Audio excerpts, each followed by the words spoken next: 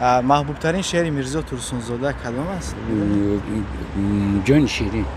یگان مثل شقیقت جان شیرین اینقدر جمع مکن، اینقدر بیهوده بی تنگ مکن. گشته گشته در سفر باز آمدم، باز در نزدت به پرواز آمدم. چه ما وقت ندارم. شعری نقل وطن سر میشه. قرائت کرده میتونه یگان مثلش؟ نه اکمال چیزی. دفعه یگان چیزی میرزا ترسونزاده را نه. دختر یوتش شعر محبوب ترین شعرش مثلش اگر داریم از بعد مورد نمیتونم. دربارش معلومات نداریم.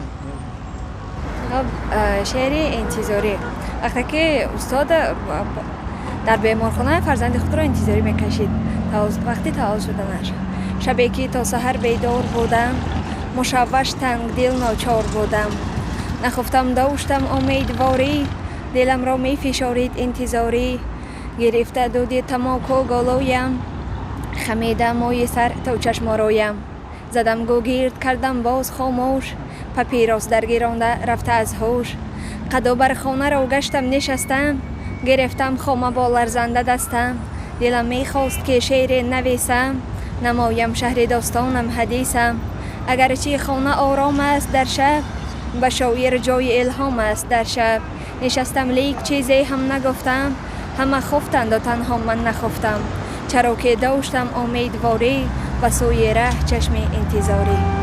من نمیدونم تو باشم. دربارش معلومات یگان معلومات نداریم. نه راست گپ در یا اینترس ندارم. نه جان شیرین اینقدر جنگ مکن، اینقدر بیهوده دلتنگ مکن، گشته گشته از سفر باز آمدم، باز بر نزدت با پرواز آمدم.